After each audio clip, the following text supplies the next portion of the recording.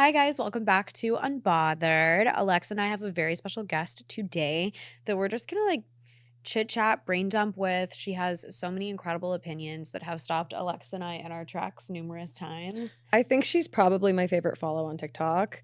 I literally just DM'd you and begged you to come here, essentially. And I can't believe you responded. When we made a list of our dream guests, you were on our short list. And it's like incredible that you're here. And I'm so excited. Thank y'all for having me. This is going to be great. To get to pick your brain for an hour is going to be a great joy of my life. So please welcome Danisha Carter. Y'all are too nice. No, don't hype me up now. No, I will keep sending flowers your way till the end of time because I mean, I've been a content creator for 14 years now, and I've seen so many different creators throughout the years, and you're one of the rare creators that I feel like genuinely what you say sits and marinates with my brain. I always just say like, you know, scrolling TikTok is market research. The reality of it is I've just wasted an hour of my life. But then there's the gems of like, oh my God, this just really changed the way I thought about everything. And the way that you talked about responding to haters. I think it was, who was the creator? What was her name? Levi Corlin. Levi Corlin was like crashing out over haters. And what you said about knowing that your place is on stage, not to mingle with hecklers. I sat on that for days thinking, why hasn't this made sense to me as a creator? But can you reiterate it for me? Because I just want to hear it again. Absolutely. I think, I don't even know what words I used specifically in that, but it was just, yeah, know your place as a creator, stay on the stage. I think what stood out to me about Levi's video is that she had said she was looking through Reddit comments, and I cannot for the life of me understand what would make you go to Reddit.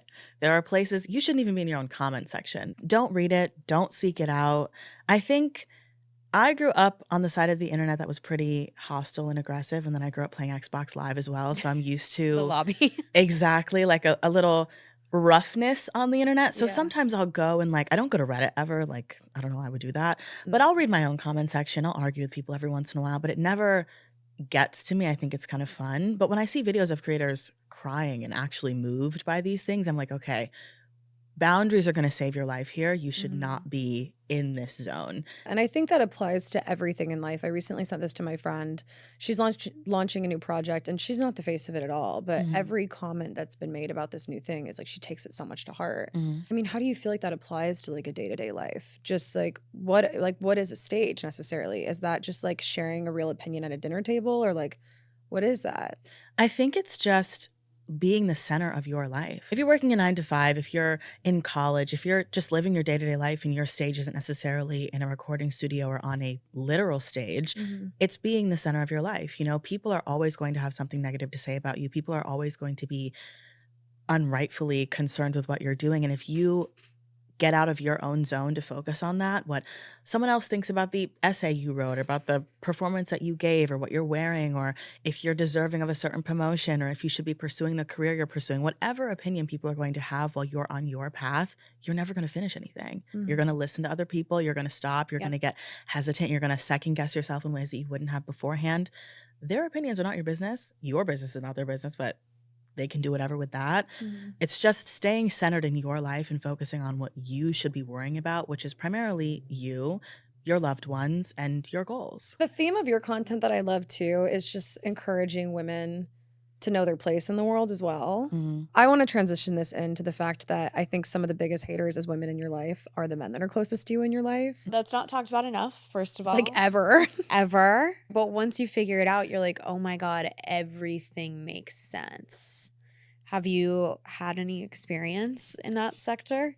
You know what's wild? I think everyone has. There are so many horror stories I hear of people having the ex-best friend who hated on them or the ex-boyfriend who hated on them. I've had a few significant others that were jealous of me, and I think a couple ex-best friends that were jealous of me. And what freaks me out the most looking back at those relationships is realizing that I felt safe in spaces that I was not safe.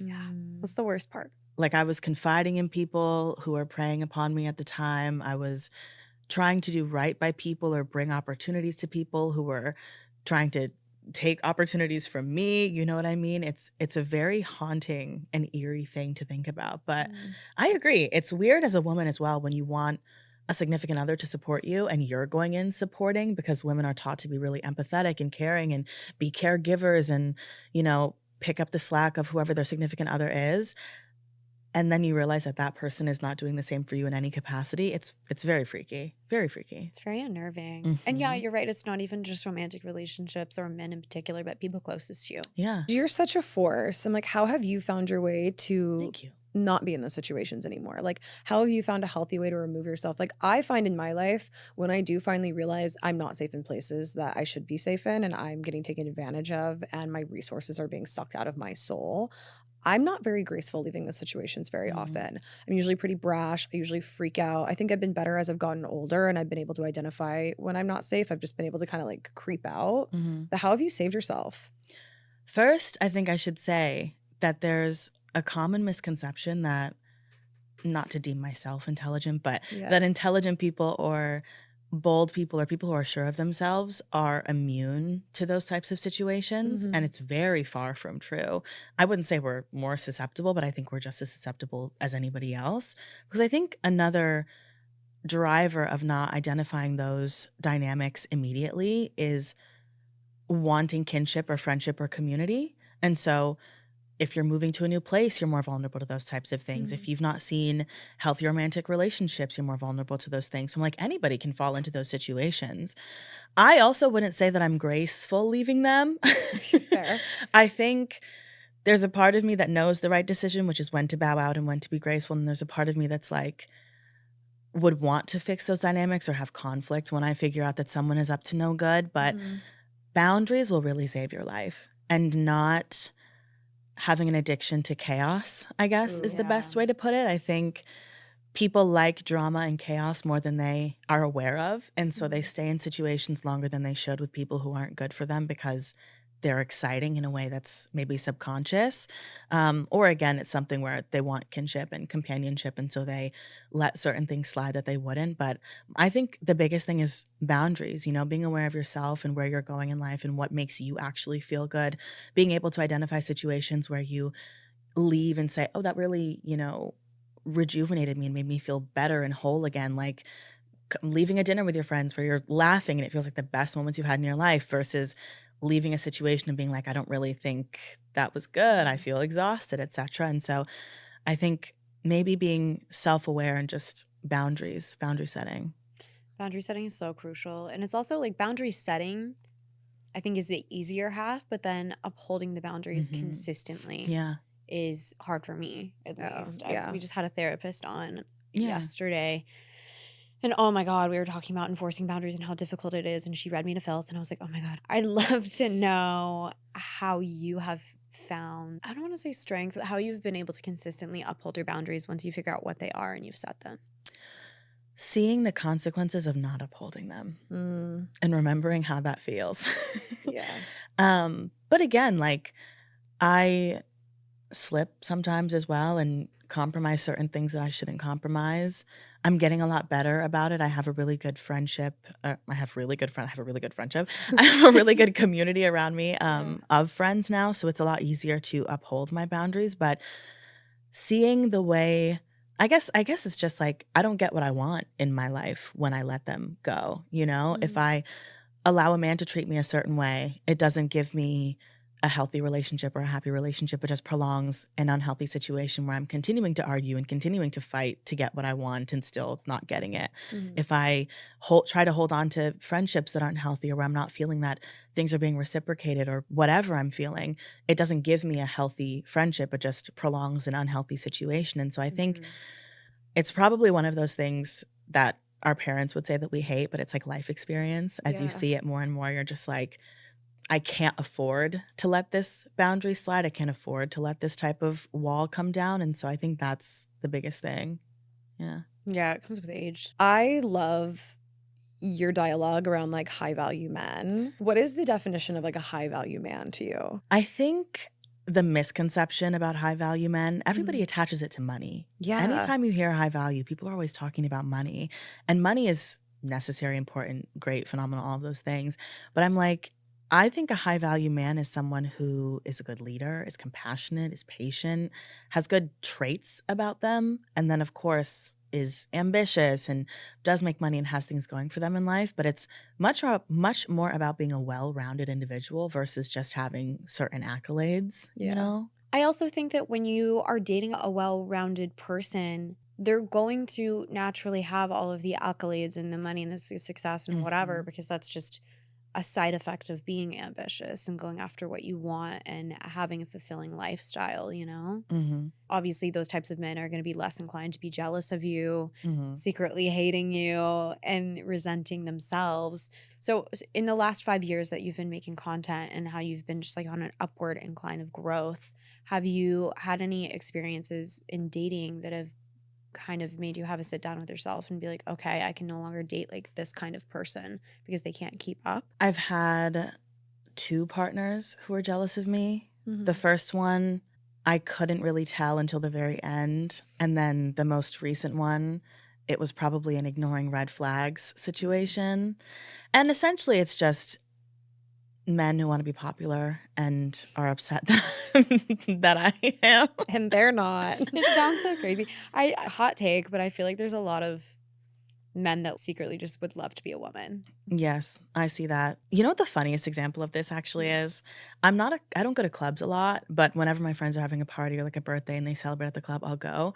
I knew that we were in a horrendous situation with the men wanting to be women when it was men that were by the DJ booth. Oh, man. Men behind the DJ booth is crazy. That And is men foul. standing on the couches by the DJ booth. No.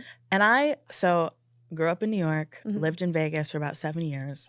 I'm not much of, I wasn't a clubber then either, but you know, you still go out, you see. Yeah. I know what's supposed to happen here. Okay. The pretty girls are supposed to be by the DJ booth. Like that's the vibe. Out here, I was like, we have a problem. There's a crisis. Why are ginormous men standing behind the DJ booth, standing on the couches? The women are standing to the side. Shut it down. No, I love the other half of this topic, which is basically men wanting princess treatment. Shut it down. In so many fucking different ways. It's insane. They're jealous of lucky girl syndrome. They're like Absolutely. lucky boy syndrome. It has to end. Wrap it up. And I'm looking back at like the 3 last guys I dated. One of them was obsessed with being friends with the chain smokers. And another one told me he felt like I wasn't a good girlfriend because I didn't want to include him in being an influencer because he wanted to be able to quit his job to make content and brand deals and get free things. Gunshots. I need, thank God I figured it out because that's so scary. All of these guys want to be girls. It's very bizarre. It's very bizarre. And we don't actually have that many benefits. I had a guy recently get mad at my friend because he was calling all the cars for their dates. And he was like, why don't you ever call a car? She was like, I can call my own car and meet you there. I had a guy say something like that to me too. He was like, why am I calling the car? I thought that was like, why am I doing that? Like, that's what you do. Like, that's, and I think that goes into the, where you were like, did you decide, was there a moment when you decided not to date a certain type of man anymore? That was one of the clear signs. It's like, we are not used to existing in the same stratosphere. So Yeah. Yeah. And I won't be running into you because you cannot get into where I am going. ever. And we thank God for that. So And we thank God. we thank God for We that. thank God. I now have this thing on first dates where if like 3 things aren't hit, I will never talk to that guy again. Smart. The sidewalk rule, if you don't know it, you don't get it. Mm-hmm. If you're going to fuss about the car, if you don't know if I got home safe, Yeah. you're cut. There are so many amazing men, and I know them. That's who I date now. But my God, the amount of guys that just do not get it is terrifying. Mm-hmm. I posted a video saying like the hottest date to me is somebody who calls the car or offers to, opens the door, like picks up the tab, doesn't even let you see the check, like hands the waiter the card low key, and it's a great night. Like that's it. And the men in the comments were like, this is insane. Like, why could you ever expect this? You're out of your mind. Like, in what world would anyone ever do that for you? I'm just like, that's literally every guy that I've ever dated has done that for me because those men exist. Yeah. I think that there's a decline. There's a decline specifically in America. I don't know about foreign boys. I'll give them a chance. Oh no, the French guys are Run. awful, dude. It's a pandemic. I went on a date with a guy in Paris. I ordered a Diet Coke. He ordered a juice. He left. He was like, I gotta head out somewhere. Put down €3. and said, this will cover my juice. It didn't even cover the juice. And he still messages me. He's like, I'd love to see you. I'm like, oh, I forgot to block you. Like, what are you doing here? He's like, do you want to sublet my apartment? I'm like, what? Like, Fatherless behavior. We need fathers in the home now. exactly. Is what it is. Fatherless behavior. Like, you expect that man to help you raise a child? Hello. He is a child. I think that's the problem. It's got to also be something to do with the way that they're raised and expect you to fill their mother's shoes. Yeah. I think social media has also played a really negative role in dynamics between men and women, at least in recent years. A lot of men who have large platforms espouse harmful and dangerous rhetoric that Yes. shapes the way young men see women. The rise in pornography, if I can say that, also Yeah. statistically negatively impacts women and the way that young boys see women. And then I also think there's just a lot of conversations about dating that are coming from people who don't date healthily regularly in general. So I think with the comments that you were getting, it's like, how many of these men were in a healthy dating circle to begin with? I get a lot of bench players talking like starters energy from a lot of the men who are in my comments, where it's like, why would I spend money on this? What? Like, how are you even in this conversation? And I have guy friends who are successful and normal and well adjusted, and they're like, I don't care about any of these conversations because paying for dinner I don't give a shit. Yeah. I can pay for dinner. I don't care. Yeah. Like, so I think it's a lot of men who've been able to use, women are gold diggers and like feminism is ruining everything as a shield or like an excuse, a guise of why they're not dating, when it's like, you weren't dating in the first place. You weren't going to be buying somebody dinner because you can't afford to buy somebody dinner. You weren't taking women out because nobody found you attractive. Like, you're trying to join this conversation and attack a group of women Yeah. because you're mad at women for a different reason. And rather than just like growing. Correct. Like, you don't need to be the wealthiest guy. You don't need to be the hottest guy to like show up and find an amazing girl. Exactly. I'm like, most women are not expecting their first, second, third date to be a Nobu. Most women are dating in a normal range. They're eating normal food. Like, you know what I mean? These TikTok videos where women are getting 70 Chanel bags. Like, nobody's expecting These are celebrities. These are influencers. Yeah. With likely a lot of fake Chanel bags. Like, this is not real life. Date and reference the real women that you can see in front of you. And then these guys see these girls on social media though, and then that's what they expect. They're like, oh yeah, well this girl, she's coming up on my For You page. It's like, the girls don't even look like that in real life. Like, photos are edited, lighting, angles, like that's not a job at women not being beautiful. But it's like, guys, because it's just there, they think like, I deserve this girl, I deserve that girl. It's like, no, you need to see like the beauty and like the amazing people that are in front of you and that are in your community. And it's like, I feel like we do lose so much touch with like, I feel like women don't as much though. What's real? Well, men can't tell. Like, I remember showing my boyfriend a super face-apped photo and being like, does anything look weird to you? No. Like, her face is literally AI'd on. Like, what do you mean? I think, and excuse me if this is a long connection, but people not understanding that social media is a job and continuing to undervalue it, I think contributes to that. Because yes, these women look perfect. Yes, these men look perfect. Yes, they're always out to eat somewhere because they're working. They're getting paid to do these things. What they look like on social media is what helps them make money. All of it is an industry. You're not supposed to be modeling your life, your expectations off of an industry, whether it's social media, whether it's performers, singers, musicians, rappers getting to do certain things that you can't do in your day-to-day life, be it, you know what I mean? It's like, I think if people could really understand that at a fundamental level, it would probably improve the way people interact and compare themselves to influencers as well. For sure. Totally. And I mean, I love the influencers that admit, I take all my photos on the same day and I hire a makeup artist and I hire a photographer. And Cara Jewel's someone that like says this. People are like, you look perfect all the time. She's like, babe, I'm in my sweatpants 4 days out of the week. Yeah. Then every day a photo in a beautiful outfit goes up. But it's part of the show. I'm showcasing brands. I'm building this life. So you can save it on your Pinterest board for inspo for your own life. Exactly. But I think you're right. I even dated a guy who, one of my followers was like, hey, your boyfriend likes all of these like Instagram models photos while I'm posting that I'm in a relationship with him. I don't notice it because I don't like use social media that way. And I asked him, I was like, why are you liking all these girls' photos? Like, I know these people, like you're meeting them. This is so weird. And he's like, I can't help it. Like, and then he would even make comments sometimes of like, oh, like that girl's ass looks like this, like yours does. Like, And I'm like, you also know her. Like, you've now seen her. Her ass doesn't even look like that, but like it does in the photo, and she's beautiful. And I'm not taking away from the fact that she has a beautiful ass, but like now you're comparing me to a girl that we know for a photo that's edited. Like, this is so weird. I think that would send me to the ward, y'all. That's I've already been there. I've already been there. Like, that's crazy. But it's like Alexa. dystopian. It's dystopian. And I feel like it is all bleeding into each other. And I haven't even had a conversation this candid about this before. But you're totally right. And that's not a stretch because all of this just loops into each other. Yeah. Yeah, it's not even just influencers either. I think everybody on social media is projecting a highlight reel of their lives. Absolutely. They're editing, if not themselves, their content to Yeah. make everything that they're doing look amazing and beautiful Yeah. and fun and aspirational. And so even if you're just looking at your peers and you're seeing, oh, like they had this incredible weekend and they did all of these things and I'm just at home and I'm doing nothing and spiraling about it. I can't even imagine also, just on like a complete side tangent, what it's like to have your frontal lobe developing as a teenager with all of this going on. Like the most I had was a magazine and like MySpace. Like what Yeah. I was looking at was celebrities on the Cosmo and the checkout of Ralph's, right? I can't imagine being 11 going through all of this, Mm. but even being like 16 on YouTube and like the editing not being around and, you know, the internet being a really authentic place, it was still a very weird, like, I'm not supposed to know that this girl's getting $20,000 worth of Christmas presents on like the What I Got for Christmas Yeah. haul. Like, that's nuts. We're not supposed to be overwhelmed with all this information. We're not supposed to like peer into too many other people's lives. Like, it's Yeah. bizarre. Yeah, we're also just not meant to see this many hot people.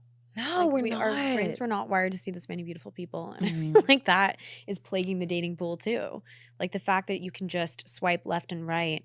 And also, while you're doing so, assume that this person would like you and want you. You know, like Mhm. men and women are able to just sit there and be like, no, not good enough for me. Yes, yes, Ugh. no, no, no. I feel like we are losing and dehumanizing, you know, the value of a person and like what connection Absolutely. actually is. Absolutely.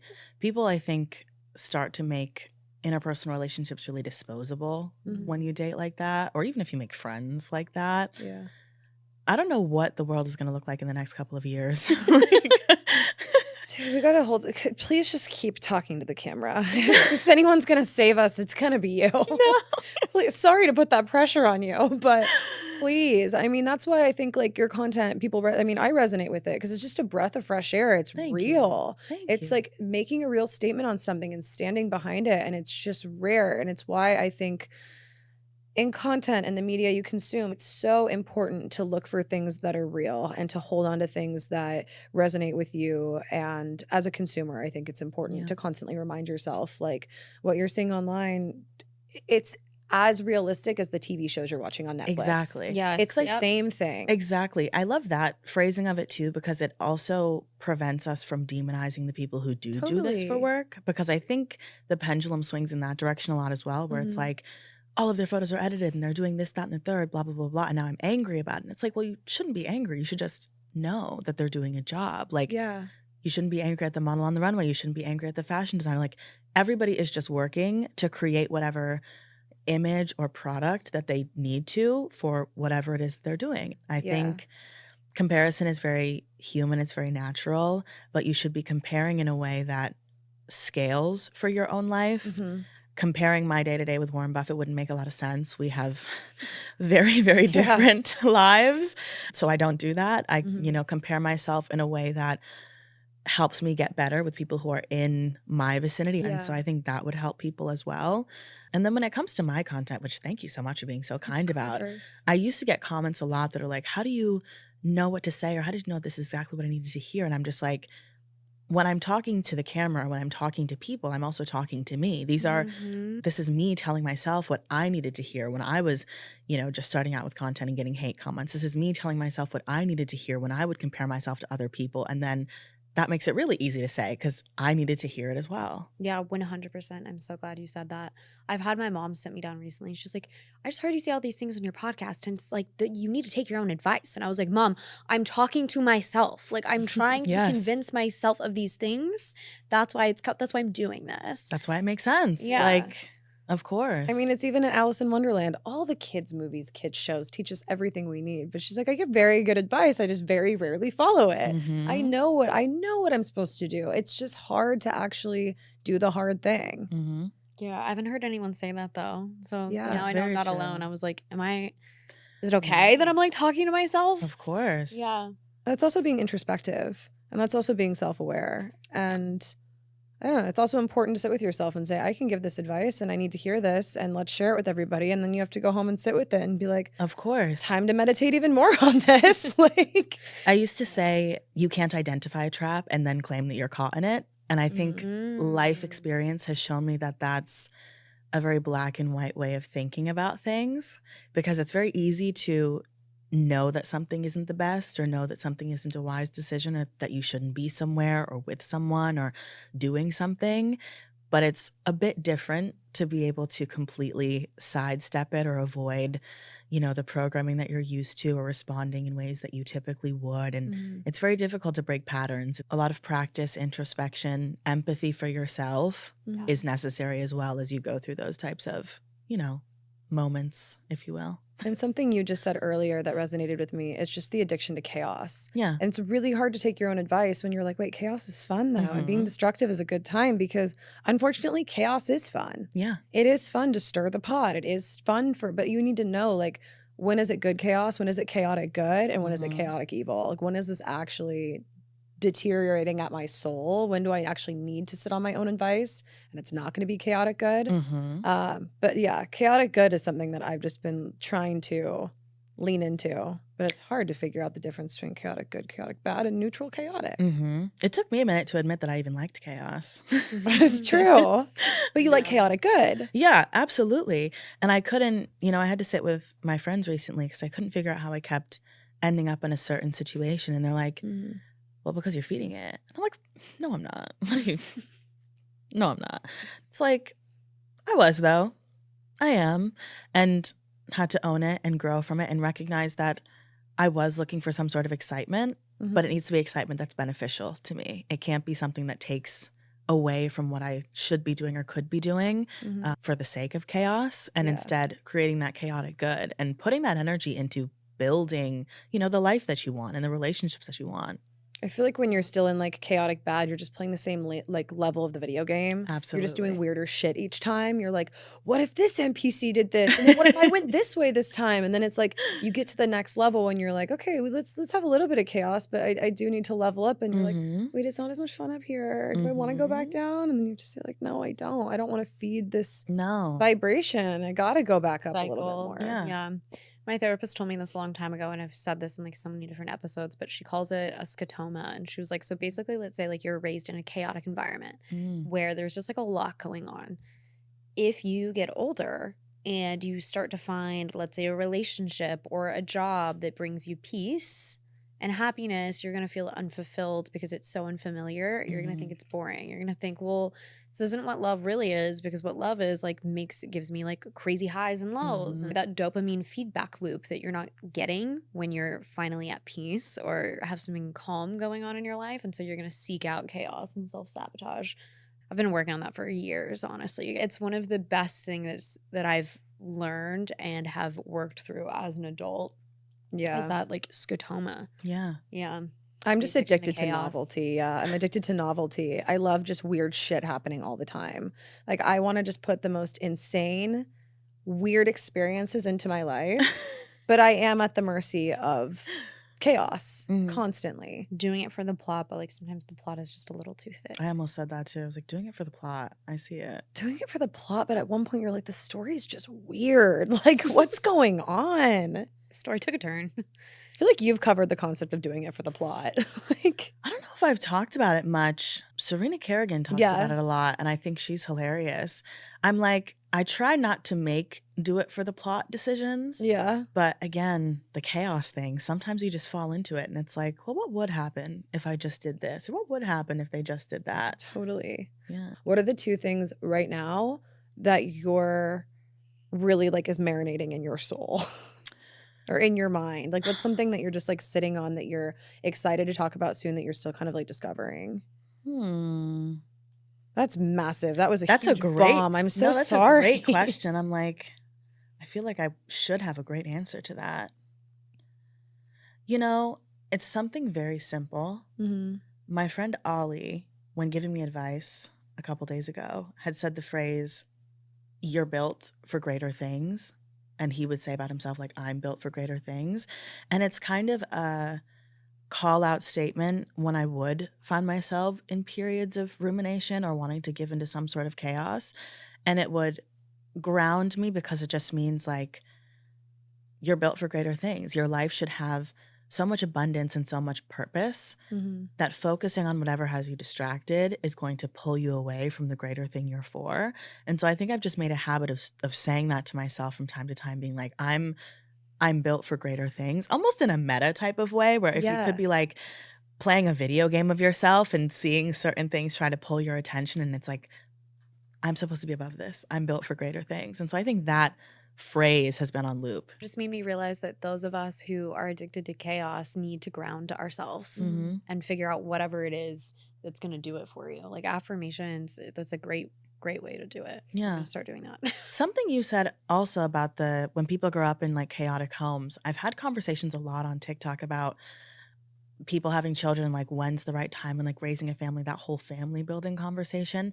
And I get very protective of kids in that sense because I think people underestimate how much your home life impacts who you turn out to be.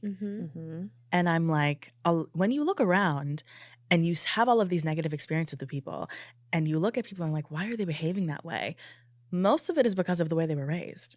Having a childhood that wasn't the best with parents who couldn't regulate their own emotions and couldn't teach them how to do it. Or, that home life is so crucial and so important. And I wish people cared more about that, especially as they reflect on their own life and are like, why am I like this? I wish I wasn't like this.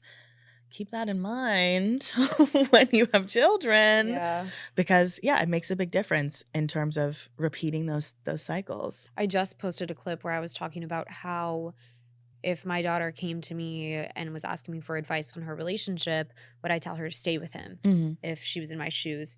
And I was like, it's not just that. It's also asking yourself, like, do you want this relationship and this family dynamic to be what your kids have as their representation for love? Yeah. Like your attachment style, which we just started doing a series on too. Man. All of that is formed off of your parents' relationship, like how emotionally regulated they were, how calm your environment was, it's every little thing that you have to be so cognizant of when you're raising kids, which makes me terrified to ever have kids. I don't want to fuck them up. But that's a huge part of like the overarching theme of this podcast is diving deep into kind of like the why of our behaviors and our like cyclical shit that we keep finding ourselves in, and telling like the funny stories along the way that we found in the plot, but trying to better ourselves and grow. And I love that point. I'm glad that you're calling attention to that because I think people are just out here like having kids for fun without really realizing the implications. People think that nothing is that deep. And I'm like, it is that deep, actually. I will ruin the fun. It is that deep. So sorry. Totally. But I mean, everything is like, also it's like all these like chapters of life. People are just like, oh my God. It's like, no, getting married is an enormous deal. Buying a home is an enormous deal. People just, I don't know. Even I do it though. I just like move to cities on a whim and I'm like, this is a big deal. You should think about this. Like, I don't know. It's a funny mix of like we're on a floating space rock, nothing matters, and then also just like literally everything you do has an implication. Be cognizant and careful with what you're doing. It gives me a crisis when I think about it. That's what I kind of think. Do whatever you want and don't take it too seriously if it only impacts you. The second it impacts another person, take it so seriously. Absolutely. Because taking it seriously is an enormous form of love for somebody. Taking it seriously. Yeah. I mean, I think when you give yourself the freedom of like, who cares? And you just do things and you jump off the ledge knowing like the femininity of the universe is going to kind of bring you to where you need to go. But the second you have to consider somebody else, like that's the greatest form of love is consideration. Agreed. Yeah. I'm also like, life is that serious, especially if you look at it, or I guess if you were to clarify what groups you're talking about or talking to, because when you're in your 20s, there's definitely some freedom and fun that should be had and can exist within that, of course. But I'm like, you then look at people in their 30s who aren't very happy and aren't very secure, and it's because they made poor choices in their 20s. It's also really unfair that so many of those important decisions, if you will, are when you're a kid or are when you're younger, which again kind of ties back to the parental thing where it's like you ideally would have someone looking out for you, but the world isn't ideal, it's reality. Mhm. But yeah, I'm like, there are definitely aspects that should be taken seriously. It's just finding that happy mix, which we're all trying to do, you know? Like It's like if the we all had point of the it all. answer, Yeah. if we had the answer. I think the one thing that should be taken seriously that kind of only really affects us as a person is treatment and healing. Yeah. I think if you can't heal, you can't actually really love anybody as they're supposed to be loved. And I always say, like, I mess up all the time. I'm like the most human person ever. I do weird, dumb shit and have to come to terms with it and own it. And I'm proud that I can own my weird shit and my bad behavior. But the thing I'm the most proud of myself was knowing at a young age, oh my God, I'm so not okay. And I am destructive and my emotions are a lot. And I am going to lead a really hard life if I don't get my shit taken care of now. And I'm so happy I took emotional regulation really seriously Yeah. and mental health really seriously. And that's like the one thing that like young people, I'm like, if you're to take anything seriously, it's to really take care of yourself. I love that. I agree. Yeah, 100%. accountability. Accountability is serious. It's important. I also feel like that's, first of all, incredibly impressive. Like, Thanks, girl. you're an OG. I feel like people, the new TikTokers and like new age social media people don't know they're YouTube OGs, and it's so disappointing to me. I'm like, respect your elders. No, seriously. And I'm like, I feel like y'all can't say it, so I'm like, I'll say it. You guys need to do your internet research because you guys paved the way for all of us who get on TikTok now and like consider that the hard work that we're doing. So incredibly impressed by you. Thank you. But I'm also like, the hard decisions that you had to make or that anybody has to make when they're taking accountability for themselves and trying to better their life is also really important to highlight, because the tough, I guess it's a delayed gratification type of perspective, I guess you could say, where making those tough decisions in the moment or doing the things that don't feel the best in the moment ultimately lead to a good life and lead to feeling better. And that's something a lot of people should prioritize as well. Totally. Also, because when you do and you really focus on the things that matter, the fun comes. Absolutely. Once you've built the foundation of like, I take seriously in life what's important to take seriously, Absolutely. you end up having more disposable income, more time, better people, that you fully enjoy life. Yeah. When you prioritize, I think there's like the type 1 fun, which is like the immediate fun, and then the type 2 fun, which is like the delayed gratification fun. When you prioritize type 2 fun, you can look back and be like, that was tough, but it was fun. And like looking back, because I could do that, I can do this now. I think that's when life gets so good. Absolutely. Having structure, like having things scheduled, having a plan for yourself leads to you living a better life. 100%. Completely. Because you can relax into it, you know? There's no anxiety or fear about what's next or what's my safety net or am I going to be okay? You've done the work, you've paved the road, you've laid down the groundwork, and now you can just exist and have a good time. I was someone who in my early 20s, I was like heads down. Was annoying to everybody because I was like, no, I can't. I have to do this. And they're like, girl, you should be like at the club. What do you mean? And I'm like, well, no. You inspired me. I had, thanks. I have shit to do. And it paid off tenfold. I don't regret it at all, you know? So. But also that's what brought us together as friends. Like we found each other because we were both that way. So even when you're young and you're like, oh my God, I'm going to isolate all these people or I'm not going to have fun friends, it's like, look where we are now. Like now we work on this together and now we both have like, we both built lives we're really excited to live. And I think our sacrifices were worth it. Yeah. This episode, like we had one thing in mind and then just went on like 17 tangents. And I love it. I love it. I kind of knew this was going to happen. That's why I made the outline and I was like, I have a feeling we're just going to touch on cool things. How did you even find the internet? How did you decide this was what you wanted to do? Like what called you? I definitely fell into TikTok. When TikTok was blossoming, I saw everybody dancing and doing all of that. I'm like, I don't want to dance, but I want to participate in whatever this is. It's going to be huge. Yeah. And so I was like, something I can do is give my opinion. So I just set up my camera, sat in front of it, gave my opinion. People seemed to like it. But before then, I was on Instagram, I was on YouTube, I was on Twitter for a period of time. I think I'm kind of just a child of the internet because I would seek out a lot of friends online when I was arguably too young to be doing so. But I mean, sitting on chat roulette at like 10 years old. I was like, these are my people. Obscene. But yeah, I've just always kind of been online, and then TikTok happened and it exploded for me, and I'm very grateful that that happened. Were you ever nervous to get out there and just like say your opinion on everything? Surprisingly, no.